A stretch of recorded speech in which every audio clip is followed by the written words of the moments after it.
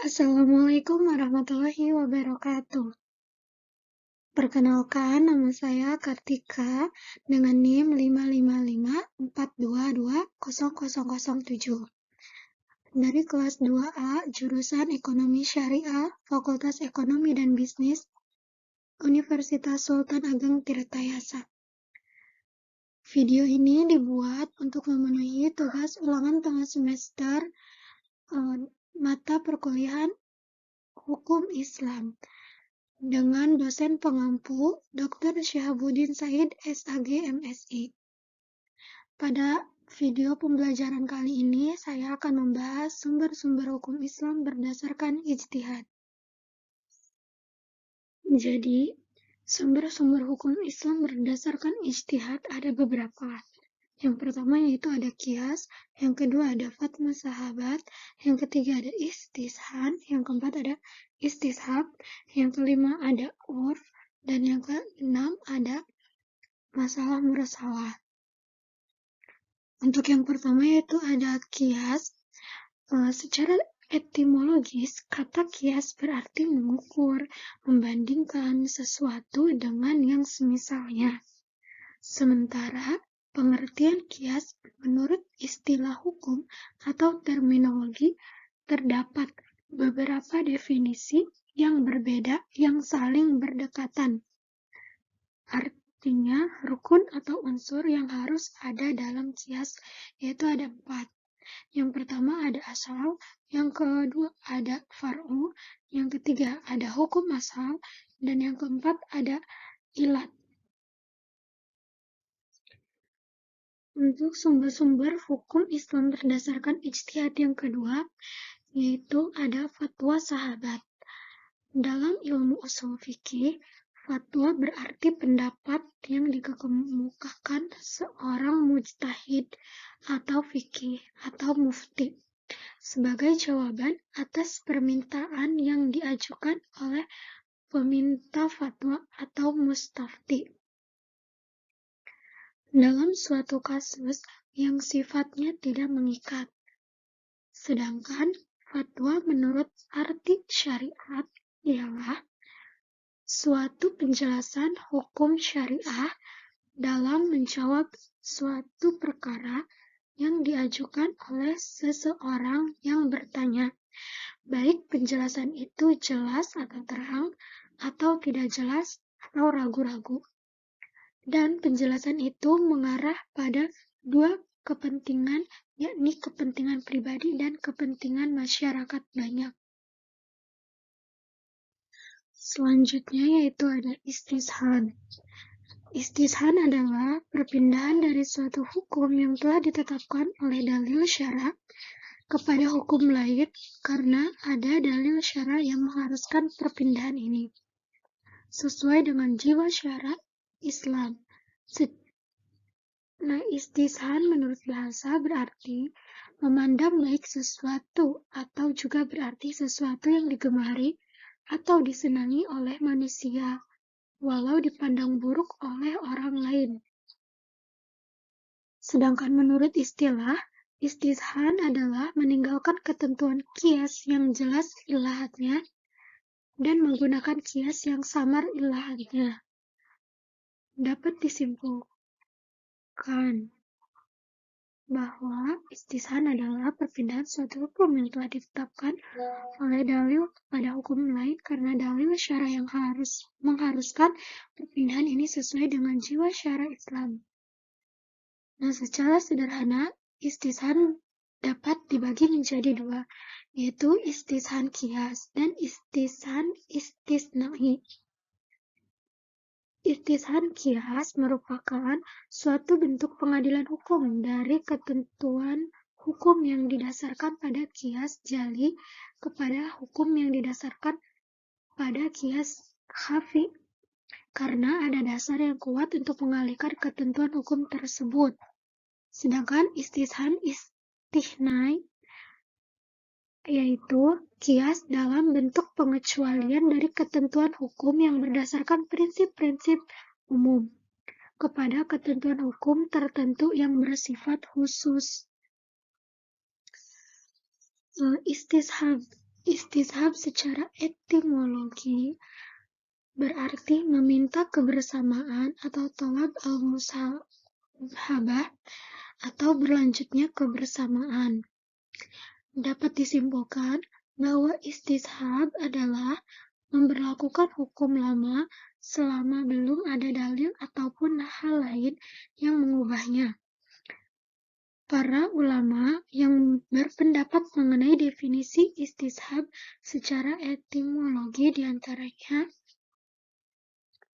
Asy-Syaukani, yang kedua yaitu Ibnu Al-Qayyim Al-Jauziyah, yang ketiga yaitu Ibnu Hazm. Urf berasal dari kata arafa yang mempunyai derivasi kata al-ma'ruf, yang berarti sesuatu yang dikenal atau diketahui. Sedangkan urf menurut bahasa adalah kebiasaan yang baik. Sedangkan menurut fuqaha, urf adalah segala sesuatu yang telah menjadi kebiasaan masyarakat dan dilakukan terus-menerus, baik berupa perkataan maupun perbuatan. Maka dapat dipahami urf adalah perkataan atau perbuatan baik yang telah populer dan dikerjakan oleh orang banyak dalam masyarakat. Artinya, urf merupakan kebiasaan baik yang dilakukan secara berulang-ulang oleh masyarakat.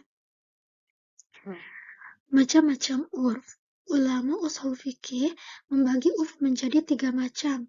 Yang pertama yaitu dari segi objeknya, urf dibagi 2, yaitu ada urf qauli. Urf qauli adalah kebiasaan masyarakat dalam penggunaan kata atau ucapan, sehingga makna ungkapan itulah yang dipahami dan terlintas dalam pikiran masyarakat. Yang kedua yaitu urf fi'li. Urf fi'li adalah kebiasaan masyarakat yang berkaitan dengan perbuatan. Adapun yang dimaksud perbuatan biasa adalah perbuatan masyarakat dalam masalah kehidupan mereka yang terkait dengan kepentingan orang lain, seperti kebiasaan libur kerja dalam 1 minggu. Dari segi cakupannya, urf dibagi menjadi 2, yaitu urf am. Urf am adalah kebiasaan yang bersifat umum dan berlaku bagi sebagian besar masyarakat dalam berbagai wilayah yang luas. Misalnya, membayar ongkos kendaraan umum dengan harga tertentu tanpa perincian jauh dekatnya jarak yang ditempuh dan hanya dibatasi oleh jarak tempuh maksimum. Yang kedua yaitu urf khas. Urf khas adalah kebiasaan yang berlaku secara khusus pada suatu masyarakat tertentu atau wilayah tertentu saja. Selanjutnya yaitu dari segi kebahasaan, dari pandangan syara dibagi menjadi 2, yaitu urf sahih. Urf sahih adalah kebiasaan masyarakat yang tidak bertentangan dengan dalil syara, tidak menghalalkan sesuatu yang telah dianggap haram oleh syara dan tidak membatalkan yang wajib.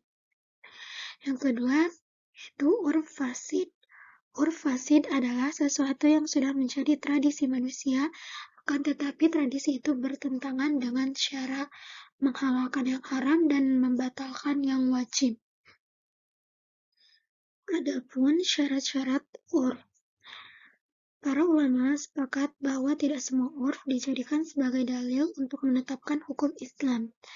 Urf dapat diterima sebagai salah satu landasan hukum jika memenuhi syarat-syarat sebagai berikut.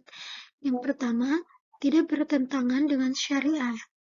Yang kedua, tidak menyebabkan kemafsadahan dan tidak menghilangkan kemaslahatan. Yang ketiga, tidaklah berlaku umum di kalangan kaum muslim.